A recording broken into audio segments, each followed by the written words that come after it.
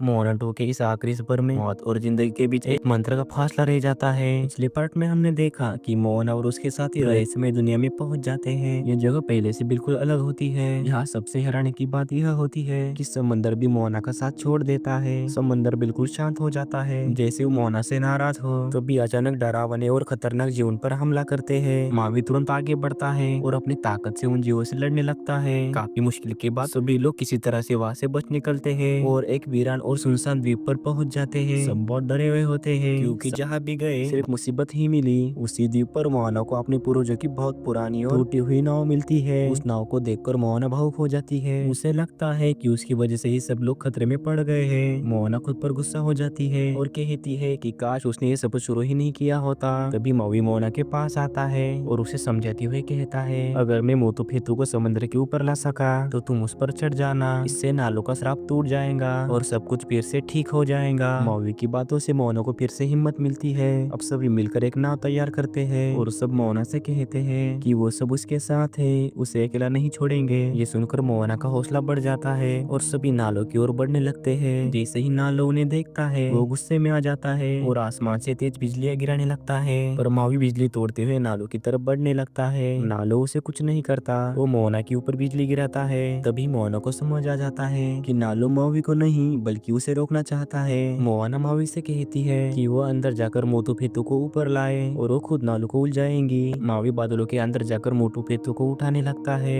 लेकिन तभी रस्सी टूट जाती है। फिर भी मौवी हार नहीं मानता। तभी नालो मौवी पर जोरदार बिजली गिराता है, जिससे मौवी की सारी शक्तियां खत्म हो जाती है और मोटू पेतू फिर से अंदर चला जाता है। जोर के झटके से सब लोग नीचे गिर जाते हैं, लेकिन मोना हार नहीं मानती। वो खुद पानी में कूद जाती है और मोटू पेतू की तरफ बढ़ने लगती है। नालो उस पर भी बिजलियां गिराता है, लेकिन मोना नहीं रुकती। जैसे ही मोना मोटू पेतू को छूती है, नालो का श्राप टूट जाता है, काले बादल हट जाते हैं, आसमान साफ हो जाता है और सब कुछ फिर से सामान्य हो जाता है। अब मोना बेहोश होकर समंदर के अंदर डूबने लगती है। मौवी घबरा जाता है, वो बिना एक पल सोचे गहरे समंदर में कूद जाता है। मौवी के पास उसकी शक्तियां नहीं थी, लेकिन मौवी हार नहीं मानता। वो उसकी आंखें बंद करता है और पूर्वजों का एक पुराना मंत्र पढ़ने लगता है। जैसे ही मंत्र पूरा होता है, समंदर में नीली रोशनी फैल जाती है। धीरे धीरे वहाँ पर मौवी और मोना के पुरखे दिखाई देते हैं। वो मोना को घेर लेते हैं और अपनी शक्तियां उसे देने लगते हैं। कुछ ही पलों में मोना के सांसें वापस आती है और वो जिंदा हो जाती है। मौवी की आंखों में आंसू आते हैं। अब मोना को एक नई दिव्य शक्ति मिल जाती है और मौवी को भी उसकी शक्तियां वापस मिल जाती है। अब मौवी बाहर जाकर अपनी पूरी ताकत लगाकर पेतू को नीचे से ऊपर उठाने लगता है। धीरे धीरे मोटू पेतू समंदर के बाहर आ जाता है। अब एक चमत्कार होता है, सभी खोए हुए इंसानों के द्वीप मोटू पेतू पर बन चुके होते हैं। वो द्वीप जो सालों पहले समंदर में खो गए थे, अब सभी द्वीपों के लोग मोटू पेतू की ओर आने लगते हैं। सब एक दूसरे को देखकर खुश होते हैं। मोना सबको लेकर अपने द्वीप वापस आती है। वहाँ सभी द्वीपों के लोग आपस में बात करते हैं, वो एक दूसरे से दोस्ती करते हैं और फिर से जुड़ जाते हैं। मोना उसके साथ में एक जिंदा नारियल को उसे उनके द्वीप वापस छोड़ती है। अब समंदर शांत हो जाता है, हर जगह खुशहाली फैल जाती है। मोना समझ जाती है कि वो सिर्फ एक नाविक नहीं बल्कि सबको जोड़ने वाली एक लीडर है। और इसी के साथ मोना 2 की हैप्पी एंडिंग हो जाती है। और इसी तरह मोना साबित कर देती है कि असली ताकत जादू में नहीं, हिम्मत, विश्वास और अपने पुरखों के आशीर्वाद में होती है। वीडियो पसंद आए तो लाइक और सब्सक्राइब जरूर करें।